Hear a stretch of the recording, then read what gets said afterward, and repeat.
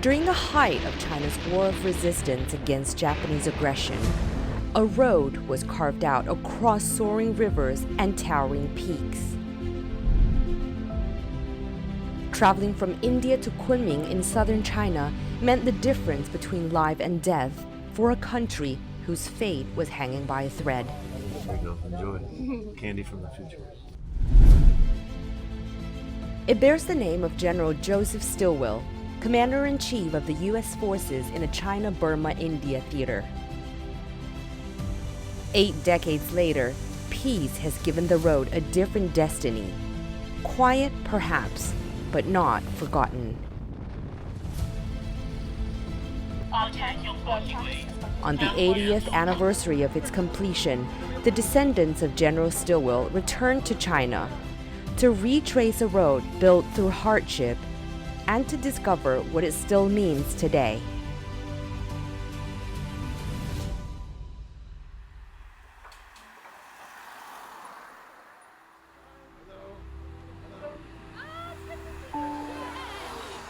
For General Stilwell's descendants, this almost feels like homecoming. Over the years, they've visited China again and again. This time, they're at the Stilwell Research Center in Chongqing to unveil a full-size bronze statue. It's his great-granddaughter Nancy Millward's 7th time to China. Even her own children have visited twice. It was very eye-opening for them at a young age to recognize that this entire country knows who General Stilwell is and respects him and still remembers what he did almost 100 years ago. From Chongqing, the Stilwell family sets off to retrace the road their ancestor once helped build. In late 1942, construction began at the small town of Lido in Assam, India, under General Stilwell's direct command. From there, it would snake eastward across the Pat Kite Mountains through the jungles of northern Burma, now modern-day Myanmar, and on into the mountains of Yunnan. It would remain China's only lifeline until the war ended in 1945. From the west, the Lido Road was carved out by American engineers and soldiers driving bulldozers. From the east, the China-Burma Road was dug out by Chinese women, the elderly, and children with almost no machinery. Across India and Burma, thousands of local civilians also joined the effort.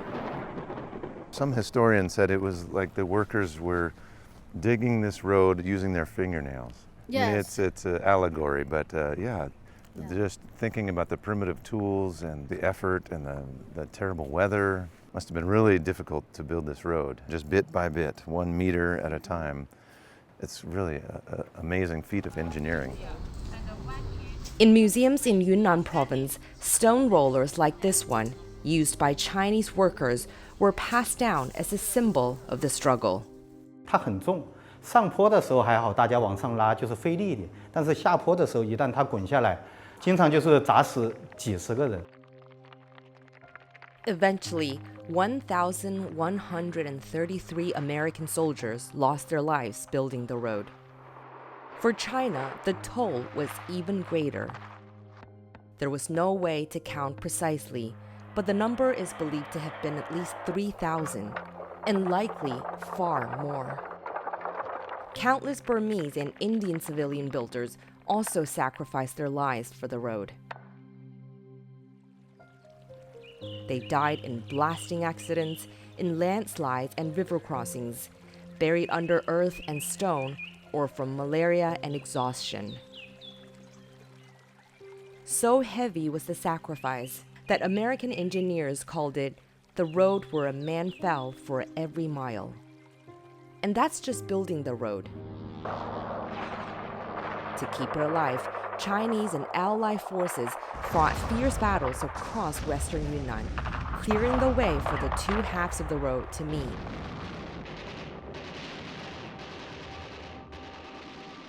The memory of that sacrifice is kept in cemeteries in historic battlegrounds like Songshan. Stone statues stand guard, and shoulder by shoulder with them is the figure of General Stilwell. He had great admiration for the Chinese soldiers. I think he realized when he arrived here that if they just had a little bit of training, a little bit of leadership, the proper equipment, good medical supplies, they could be as good as any of the Allied soldiers. For Stilwell's descendants, visiting these cemeteries is to see, carved in stone, the cost of the road they now retrace. All these memorials set up in his honor to keep his story alive and to continue his legacy. I'm just deeply moved and touched at the amount of respect that you all have for my great-grandfather. It's just a beautiful story of mutual love, respect, and cooperation, and just gives us so much hope for the future. In Tengchong, the war left its deepest scars and its most enduring memories. The family visits the memorial cemetery where thousands of Chinese soldiers rest. Side by side with them are 19 Americans. For the Stilwell family, it is here that memory takes on its most personal form. My father was part of a group of folks that worked on the Tengchong 19. Tengchong had a memorial stone, and it had the name of only one American. And so a group of people got together to try and figure out who are all these Americans that are buried here. And so my dad helped with that effort in order to find the names, and he ended up helping to find 19 Americans that were buried there. And so ever since they've discovered those names, they've created memorial stones for all those 19 soldiers that were killed there. I really am excited to bring my children there for them to see that and to recognize that China really never does forget a friend.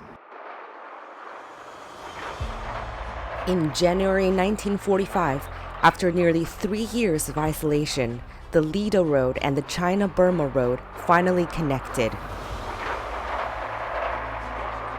The first convoys rolled. More than 100 trucks crossed from India into China, bringing supplies the country had long awaited. To honor the man who championed the road, it was later named the Stilwell Road. 史迪威公路诞生于世界反法西斯战争的烽火之中，是中美英等同盟国为了共同目标付出巨大牺牲打通的生命线。它见证了战争的残酷，也见证了国际社会携手抗击侵略者的勇气与决心，成为国家之间友谊的桥梁。And today, it's that friendship which Stilwell's descendants carry forward, across oceans and across generations. In 1982, his family and supporters created the Stilwell Scholarship, funding students from China to study at the Middlebury Institute in the United States. Huang Kai-meng was one of the first recipients of the scholarship. 史迪威将军奖学金嘛，它设在这个学校，已经40多年了。它应该说是改变了很多拿到这个奖学金的学生的命运，包括我自己。这个奖学金是史迪威将军的大女儿和他的小女儿2个人一起联合设立的。他们的初衷就是为了帮助中国和美国之间进行民间的教育啊这些交流。当时史迪威将军的大女儿就邀请我住在他家，跟他生活在一起，就点点滴滴受他的言传身教。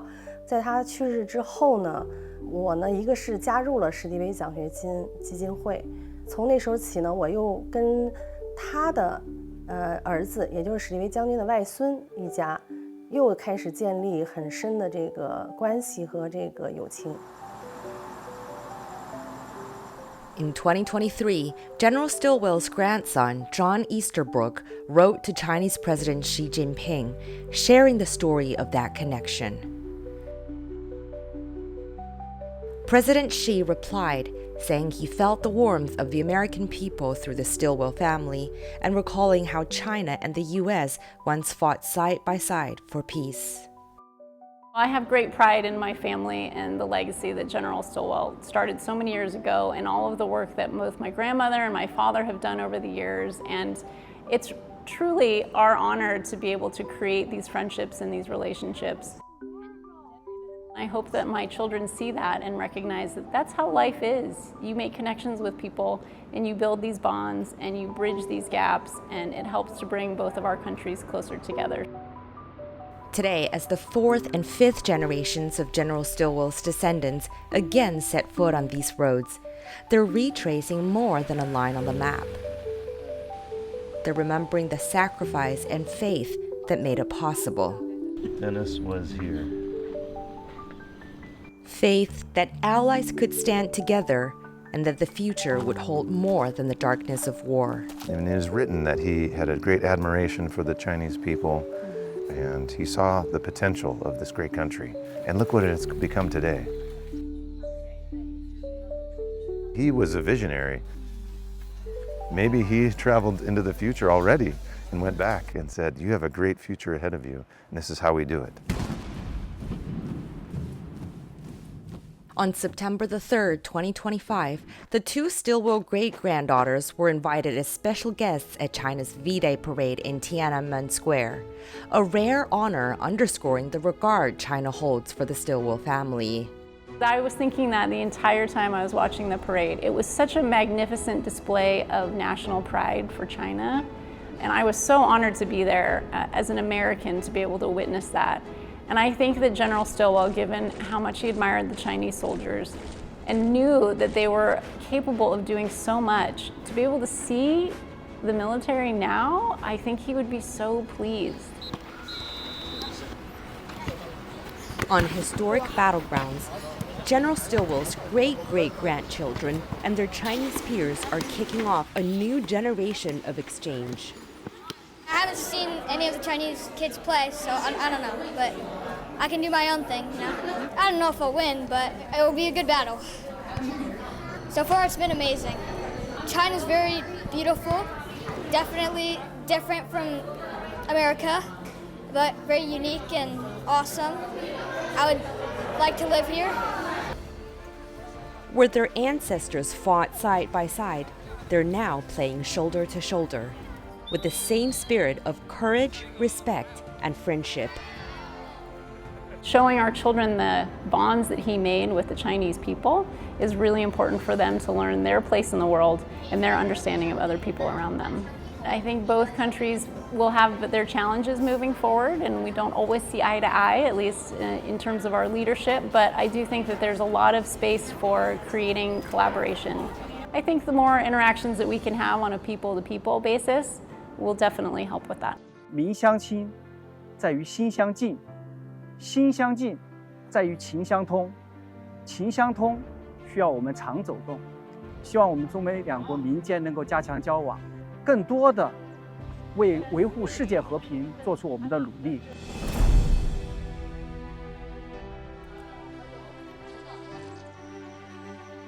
8 decades on, the Stilwell Road endures.